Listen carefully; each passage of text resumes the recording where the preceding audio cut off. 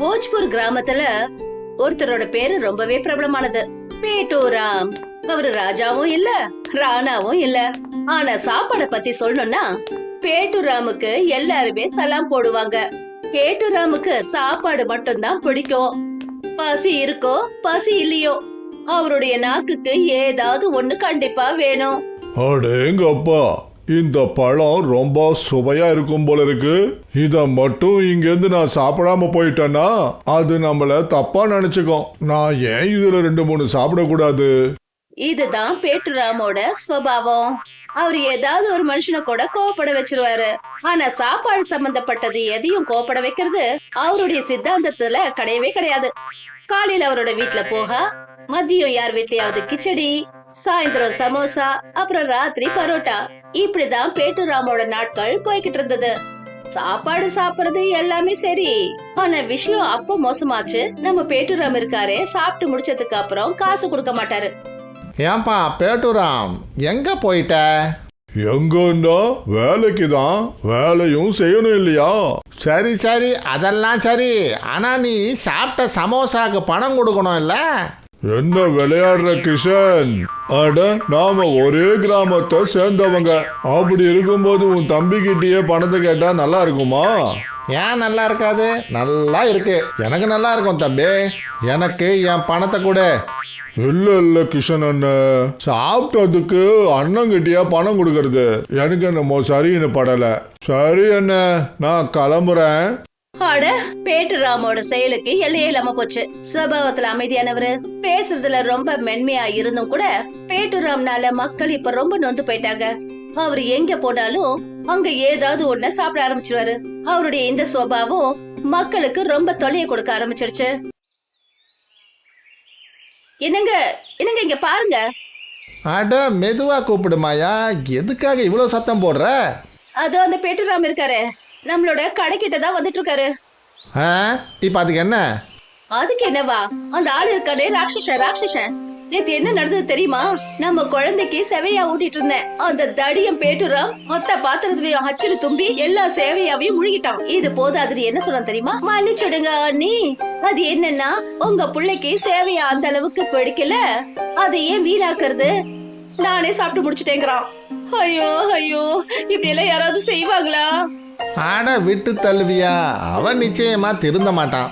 அவரு திருந்தாம போகட்டும், ஆனா தினமும் இந்த மாதிரி நம்ம வீட்டுக்கு வந்து சாப்பிட்டுட்டு இருந்தா அப்புறம் நாம சாப்பிடுற சாப்பாட்டுக்கும் பங்கம் வந்துரும். இத பாருங்க, முடிவா சொல்றேன், இதுக்கு மேல எதையும் கேட்க தயாரா இல்ல. உடனே நம்ம கடைய மூடுங்க, எங்கயாவது மறைஞ்சுக்கோங்க, சீக்கிரம். சரி சரி, மூடிடுறேன். மெல்ல மெல்ல பேட்டூராம பத்தின பயம் கிராமம் முழுக்க பரவ ஆரம்பிச்சது. ஜனங்க அந்த ஆளை பார்த்ததுமே கடைய மூட ஆரம்பிச்சுட்டாங்க. ஆனா இந்த பேட்டூராம் எப்படியாவது யாரையாவது பிடிச்சிருவாரு, அப்புறம் தன்னுடைய வயிற்றுக்கு பூஜை பண்ணி முடிச்சிருவாரு. ஆனா ஒரு நாள் பெரிய விஷயம் நடந்தது. பேட்டூராமுக்கு இனிப்பு சாப்பிடுற எண்ணம் தன்னோட எல்லைய மீறிடுச்சு. அவர் தன்னோட வீட்டுல வச்சிருந்த எல்லா ஸ்வீட் பாக்ஸையும் ஒரே முறையில சாப்பிட்டு முடிச்சிட்டாரு. அப்புறம் பெரிய ஏப்பம் விட்டு அவர் என்ன சொன்னாருன்னா, முடிஞ்சது, ரொம்ப பிரமாதமா இருந்தது. ஆனா என்ன இது, என்னுடைய பசி இன்னும் அதிகமாயிக்கிட்டே போகுது. நான் ஸ்வீட் சாப்பிடணும். சரி, வேலையில இறங்கு பேட்டூராம். எதையாவது தேடி கண்டுபிடிச்சு உன் ஆத்மாவுக்கு சாந்தியை கொடு, கிளம்பு. அடேங்கப்பா பேட்டூராம், வீட்ல இருந்த ஸ்வீட் பாக்ஸ் எல்லாத்தையும் முடிச்சதுக்கு அப்புறம் கூட அவரு தோல்வியை ஒத்துக்கல. தன்னோட வயிற்று ஆத்மாவுக்கு சாந்தி கொடுக்கறதுக்காக வீடு முழுக்க தேடி பார்த்தாரு. டப்பாவை திறந்து பார்த்தாரு, பீரோவை திறந்து பார்த்தாரு, ஆனா எதுவுமே அவருக்கு கிடைக்கல. அட, இங்க எதுவுமே இல்ல. நிஜமாவே எல்லாம் முடிஞ்சு போச்சா? இப்ப என்ன பண்றது, என்னதான் பண்றது? நான் கிஷனோட கடைக்கு போறேன். அங்க நிச்சயமா ஏதாவது ஒண்ணு கிடைச்சிடும். பாவம் பேட்டூராம், அவருக்கு என்ன ஆச்சுன்னே தெரியல. இன்னைக்கு அவரோட பசி தீர்ற மாதிரியே தெரியல. உடனே அவரு கிஷனோட கடைக்கு ஓடினாரு. ஆனா பாவம், கிஷனோட கடை இன்னைக்கும் மூடி இருந்தது. பாவம், அவர் கவலைப்பட்டாரு. ஆனாலும் அவர் தோல்வியை ஒத்துக்கல. அவர் மத்த கடைகளுக்கெல்லாம் போகிறதுக்கு முடிவு பண்ணாரு. ஆனா பேட்டூராம் பணம் கொடுக்காத பழக்கத்தினால எல்லாரும் அவரை வெளியில தள்ளிட்டாங்க. இப்ப டயர்டா, பசியோட, அப்புறம் ரொம்ப மோசமான விஷயம் என்னன்னா ஸ்வீட்டே இல்லாம இருந்தாரு. பாவம் பேட்டூராம் ரொம்ப சோர்ந்து போய் வயல்ல உட்காந்துக்கிட்டு அப்புறம் அழுதாரு. கடைசியில எனக்கு என்னதான் ஆச்சு? நான் என்ன அவ்வளவு மோசமா? எனக்கு யாருமே ஸ்வீட் தர மாட்டேங்கிறாங்க. நான் என்ன உண்மையிலேயே அவ்வளோ சாப்பிடுறேனா? இல்ல, அந்த அளவுக்கு நான் ஒன்னும் சாப்பிடல. அப்புறம் எல்லாரும் ஏன் என்ன விரட்டி அடிக்கிறாங்க? நானும் மனுஷன் தானே. எல்லாருக்கும் எப்படி பசிக்குதோ அப்படிதான் எனக்கும் பசிக்குது. அப்படியே கொஞ்சம் அதிகமா பசிச்சாலும் என்ன பிரச்சனை? இப்ப நான் என்ன பண்றது? இப்பவே எனக்கு ஸ்வீட் சாப்பிடணும். நான் என்ன பண்ணுவேன்? பேட்டுராம் தன்னுடைய வயித்தை நினைச்சும் பசியை நினைச்சும் அழ ஆரம்பிச்சாரு. அவரால பொறுக்கவே முடியல. அப்பதான் மின்னல் அடிக்கிற சத்தம் கேட்டுச்சு. அப்புறம் புகை மூட்டத்துக்குள்ள இருந்து ஒரு ஜின் தோன்றினாரு. அட, நீ ஏன்பா அழுதுகிட்டு இருக்க? ஏன்னா எனக்கு ஸ்வீட் சாப்பிடணும். என்ன இது, ஜின்னா? நீ நிஜமாவே இங்க இருக்கியா? ஆமா, நிஜமா தான் நான் இங்க இருக்கேன். என்னுடைய பேரு ஜின் மிஸ்திரி லால். சொல்லு, உனக்கு என்ன வேணும்? நான் உனக்காக தான் இங்க வந்திருக்கேன். நிஜமாவா? அப்படின்னா சரி, ஒரு தட்டு நிறைய மால்பூவாவை கொடு. வேற எதுவும் வேண்டாம். பேட்டுராம் சொன்னதை கேட்டுட்டு ஜின் சிரிச்சாரு. காத்துல தன்னுடைய தடிய சுத்தி சுத்தி என்ன சொன்னார்னா, கடலை மாவு ரகசியம், வெள்ளத்தோட இனிப்பு, பசுமாட்டு நெய், அப்புறம் பாதாம் கலவை, வெள்ளி பனிக்கட்டி, ரோஜாவின் பனித்துளி. இதோ வந்துடுச்சு மாய மால்போவா. கொஞ்ச நேரத்துல அந்த ஜின் பேட்டுராம்க்கு முன்னாடி மால்பூவேவை உருவாக்கினாரு. அது தங்க தட்டுல அலங்கரிச்சபடி இருந்தது.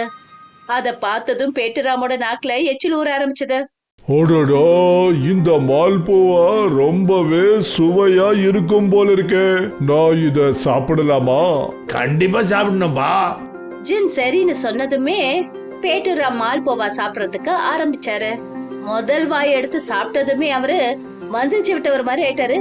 ஆனா விசித்திரமான விஷயம் என்னன்னா, பேட்டுராமோட வயிறு ஒரு பிளேட்ல கூட நிறையல.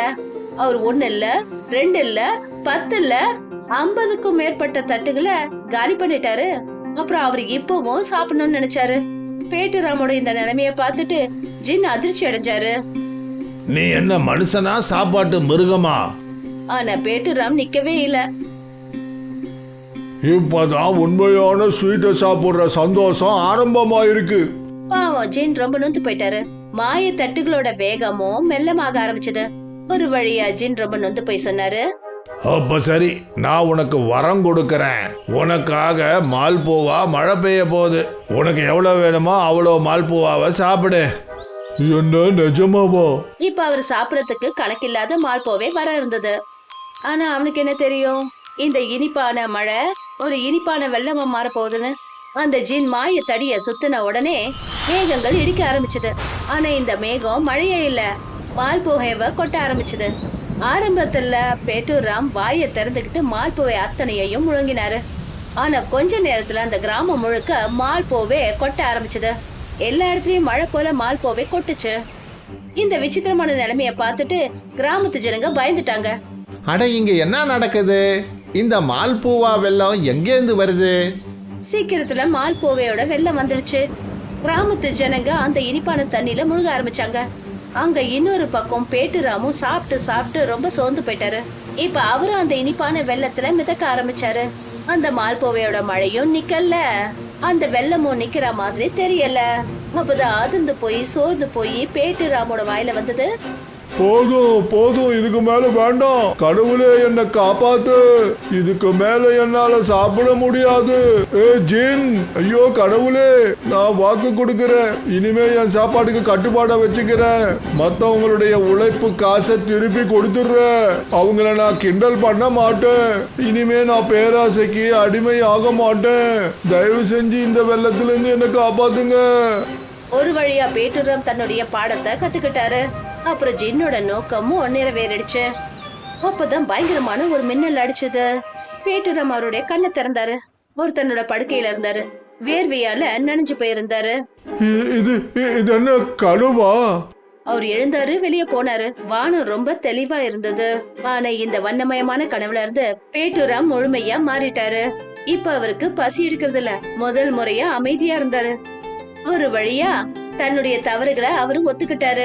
கிராம ஜனங்களுக்கு அவங்களுடைய பணத்தை திருப்பி கொடுத்தாரு. அப்புறம் பிராயச்சித்தமும் செஞ்சாரு.